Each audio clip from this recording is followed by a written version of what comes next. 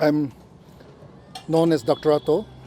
My official name is Dr. Tseilhoutuo, and I'm working as a managing director of Kohima's hospital. What started your interest in politics? I've been helping people in the medical field for more than 2 decades, and seeing the class difference between the have and the have-nots, I feel that I can contribute more even in the field of politics, not only just health. So I've decided to join politics. The vision that I have is, it's Kohima being a mini Nagaland or mini India. It is the right place where if I implement my vision or my visions, then it will be an example for other tribes to see and give a similar way of functioning as an MLA of Kohima Town to their respective MLAs, that they can pick up the way of functioning, the dealing with the public, and the honesty as a leader, and being to be a model MLA to the other MLAs. According to you, what is the most immediate projects or sectors that need to be addressed at the moment? We have seen many leaders promise about roads, institutes, so many things. But I will say that the most basic that is required in my constituency right now is sufficient water supply. I will address that first. The other things which we have to address is, I will say in general, not necessarily my constituency. What we need in Nagaland is we have to address education. Education is one factor where we have to look into. We all know education is strength. Education is a strength. Your strength comes from your qualification, your education. And if we can improve education centers all over Nagaland, right from primary to higher secondary or even to the college level, they need not come and study in our area. They can still get the same quality of education in their own hometown, in their own districts. And if I'm given a chance to be one of the 60 members, I will definitely speak for the underdeveloped areas. What is the reason that they are still underdeveloped?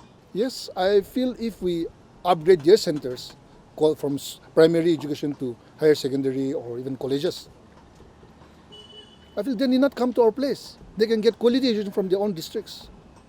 And I will see that if given a chance, I will see that they get quality education as Kohima and Dimapur in other peripheries. So according to you, how has politics changed over time in Nagaland?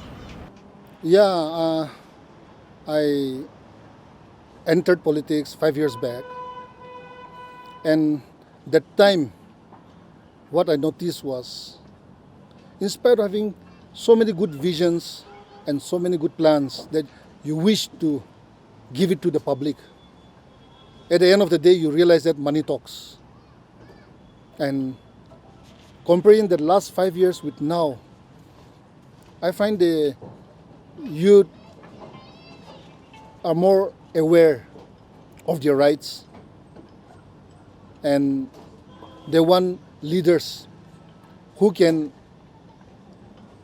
implement or uplift the facilities for the youth so that they can earn 2 square meals a day, not what they will get before the election, but what they will get after the election.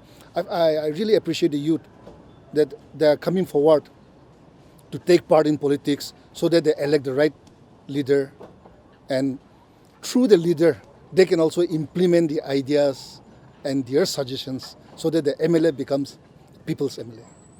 You've mentioned that the youth are playing a very important role. Yes. with so many youth in our society, there's so much unemployment also. Is there? What is your way of tackling that big See, problem? the thing is, especially the local people, the Nagas, the word educated unemployed is heard everywhere. But on the other hand, have we realized, the youth realize, that there are so many uneducated employed? There are so many uneducated people in our city who are employed. And we call ourselves educated and unemployed. I think maybe we have not come out of our comfort zone with a degree tag behind. We don't want to come out of our comfort zone. If we come out of our comfort zone and try to earn our living with our sweat, then I will say that everybody can say I'm employed or I'm self-sufficient. Yes, one thing is the youth they have to come out of the comfort zone, number one. They have to come forward to participate in the day-to-day activities of the city and at the same time earn their living. And number two, as a leader, what we have to do for the youth is we have to skill them. We have to skill them so that they become employable. They become employable. They become an asset to wherever they get registered to work. So that they not only become self-employed, but they can become employer to 2-3 people. So when we talk about employment, we need not depend only on government, but skill ourselves, develop ourselves in such a way that we are independent of the government. At the same time, not just self-employed, but become an employer of at least 1-2 people. There is nothing to say about my predecessor. He has done well. He has done a lot in the last 1.5 decades, I would say 15 years. He has contributed a lot to the society. And for that, the public should thank him also. But there's time for everything. I mean, everything in the sense, even fruits, there's a time to eat. And there's a time to preserve them for seeds. So my predecessor, I will say that he should thank the public for giving him a chance to serve them for almost 2 decades. And gracefully retire and help and guide us youngsters how to be a leader. I think that's the only way how our government system in Nagaland can improve politically with the guidance of the experienced ex-MLAs and ministers. But when we see the scenario in Nagaland, they continue to keep on capturing the chair when people are already fed up. But for a place like my constituency, I appreciate the present MLA. He has done a lot. And with my vision to implement, with my vision, if I can implement my vision, I would like to eagerly work for the undone or untouched projects or promises of my predecessor so that I can complete his promises if I'm given a chance to be their MLA. Are you a firm believer of cold clean election?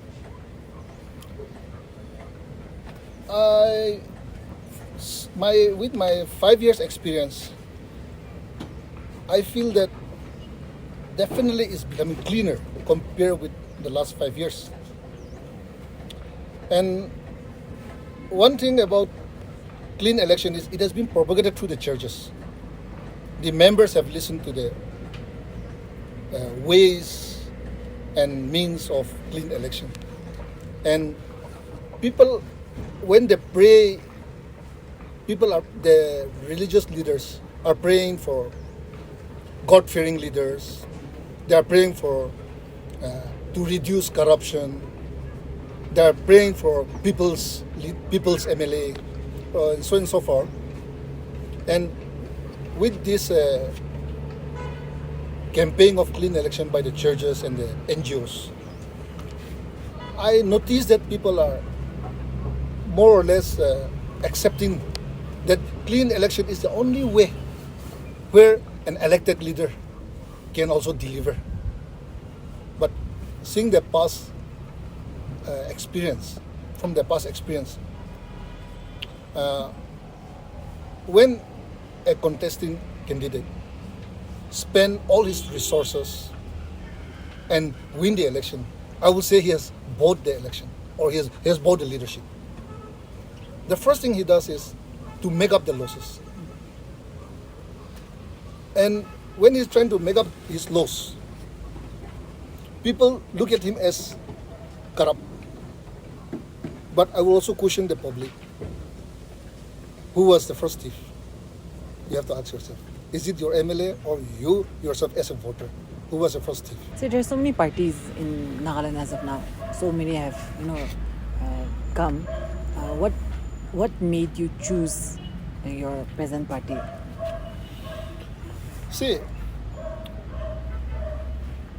NPP is a national party, but on the other hand, it is also a Northeast-centric party.